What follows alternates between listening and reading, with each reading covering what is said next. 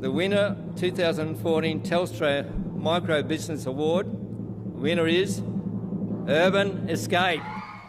Well, so congratulations firstly to the amazing businesses, not just in the room, but the ones we were, I don't like to say up against, but because everyone was a winner and there was some truly amazing businesses and people, and I'm very humbled to be up here amongst all you guys.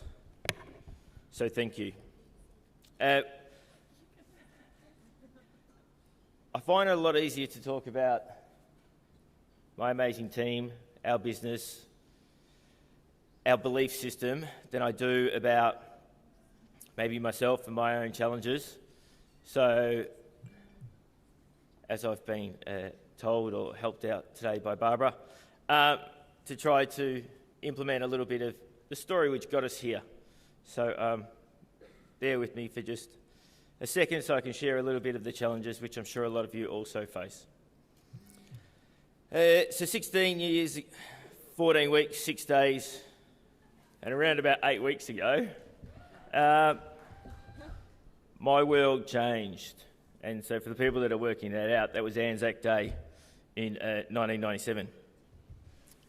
Being a young 23-year-old male, I was clearly invincible. What 23-year-old male isn't?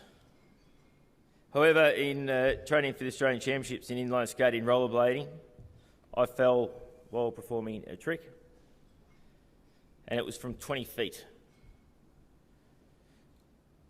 I remember lying there for a second, then getting up and just staring at these bones and lumps coming out where my shoulder once was. Fast forward 6 weeks and about 50 tests, each more invasive than the next, and I walk into my surgeon's office. Sitting behind him, beside him, is an occupational therapist, and on the other side is a counsellor. They asked me to sit down for what they're about to tell me. I declined, standing tall and brave, or at least I thought so. Then it happened. After all the tests, electric shocks to my nerves, CT scans, nuclear bone testing, all kinds of things. It was conclusive.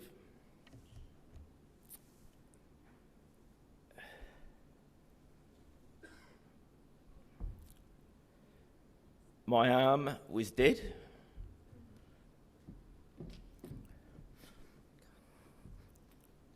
And that sure, I can keep it, but it would be more hindrance than help. So they wanted to amputate.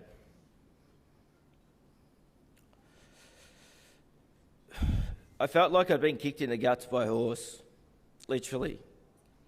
I fell back, and luckily, the chair I declined earlier caught me, or for the most part. It's a lot like running your own business. Best laid plans and all that, but things get flipped around so quickly, and it feels like that horse kicks you in the guts. It's just there's not always a chair to catch us. So I've jumped up and instantly started questioning, yelling, not at the doctors themselves, but at the situation. But. So we came up with a strategy, or I convinced them to try a solution, which was 95% guaranteed to fail. Or as I like to say, I had a 5% guarantee of success. That's what we do in business, isn't it? Every person I've met and spoken with throughout the last few days has had that moment of being told, no chance. Over 90% fail, etc. But you got back up.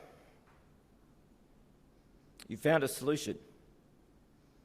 And here you sit, winners, leaders, innovators. So the solution I had begged them to pursue involved removing the nerves from my legs and trying to establish them in my arms. Rob Peter to pay Paul scenario. Yes, it was unlikely I would run again, fluently, or dance. And for someone who has danced on live TV in front of 15,000 people, and there's someone here tonight who was there, or at the grand final in front of over 100,000 live, plus the TV viewers, for someone who was playing semi-professional basketball and had played over in the States,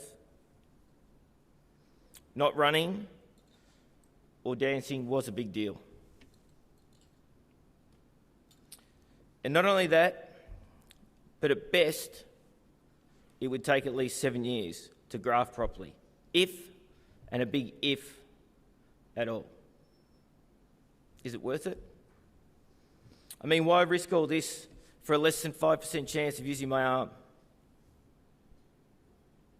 It's because I love doing hair.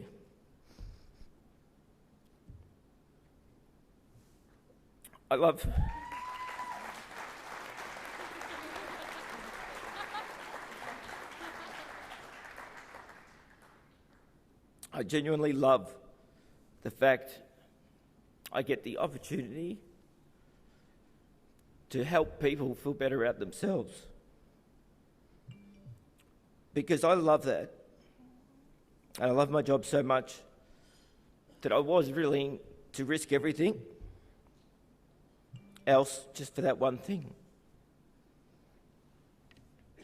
So the morning came and the nurse comes in.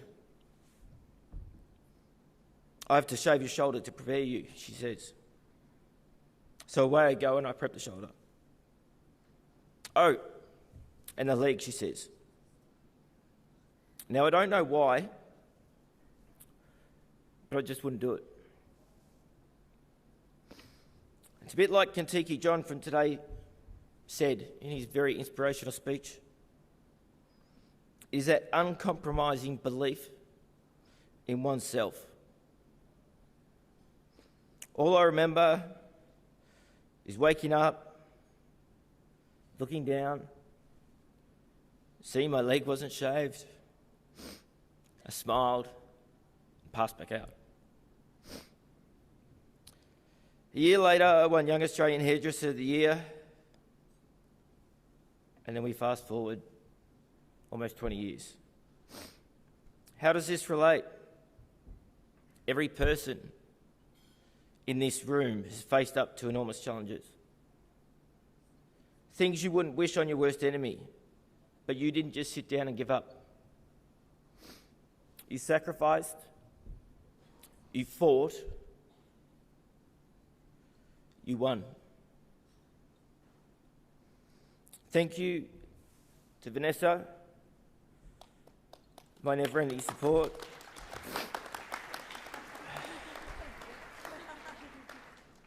Our parents, not all of them who could be here, but my mum probably crying over at the table there. She cries all the time.